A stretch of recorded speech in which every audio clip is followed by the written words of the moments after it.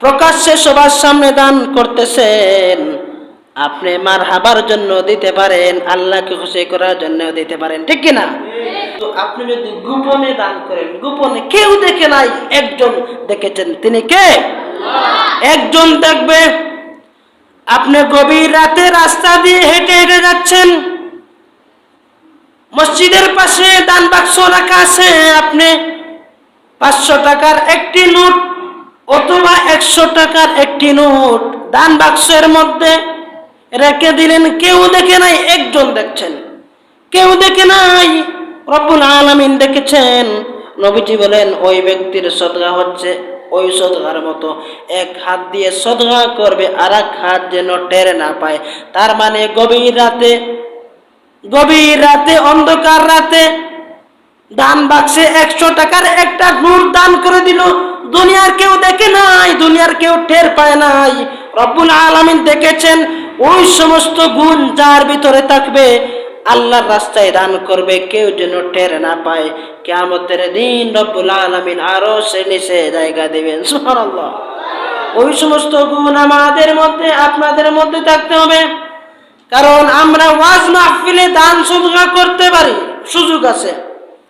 হুজুর বলছেন কে মাহফিলের প্যান্ডেলের খরচ দিবেন, কে মাইকের খরচ দিবেন।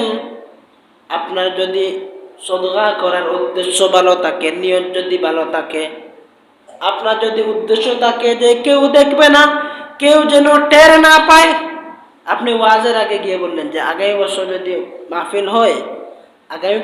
মাহফিল হয়, প্যান্ডেলের খরচ আমি দিয়ে দেব, অথবা আগামী বছর মাহফিল হবে, পোস্টারের খরচ আমি দিয়ে দিব, মাইকের খরচ আমি দিয়ে দিব, মসজিদে 100 বস্তা সিমেন্ট দিয়ে দিব, দরওয়াজা জানালা আমি দিয়ে দিব। আপনি যদি গোপনে গিয়ে বলেন, ওই সদকা আল্লাহর কাছে লক্ষ লক্ষ কোটি কোটি গুণের চাইতে আরো বেশি, সুবহানাল্লাহ। কারণ আপনি প্রকাশ্যে দান করতে পারেন। হুজুর মাহফিলে বয়ান করতেছেন, কালেকশন করতেছেন, কে মাইকের খরচ দেবেন।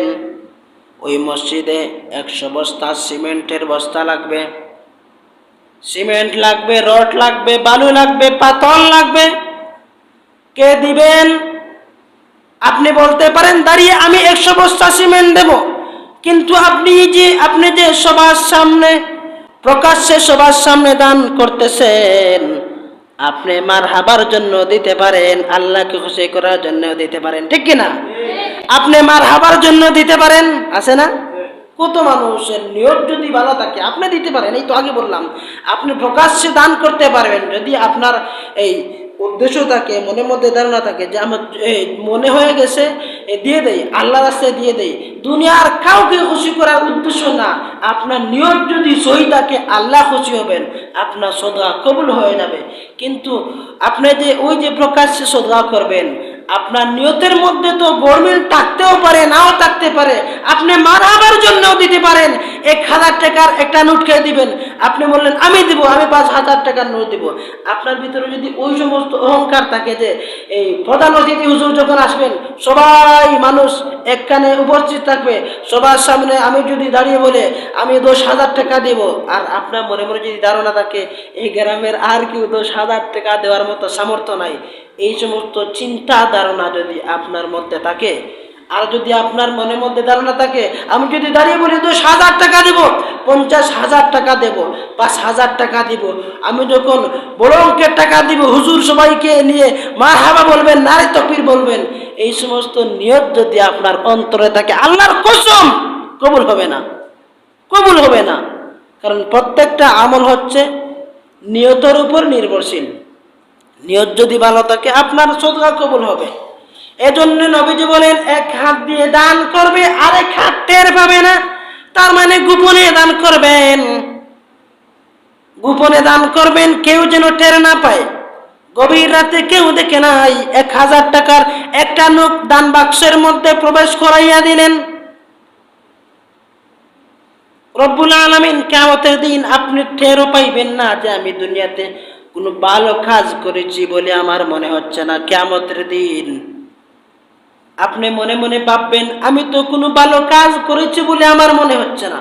আল্লাহ বলবেন বান্দা, ওই যে তুমি গভীর রাতে একা একা যাচ্ছ, 1000 টাকার একটা নোট মসজিদের মাদ্রাসায় দান বক্সের মধ্যে প্রবেশ করছো, ওই সদকা আমার কাছে সবচাইতে কবুল হয়েছিল।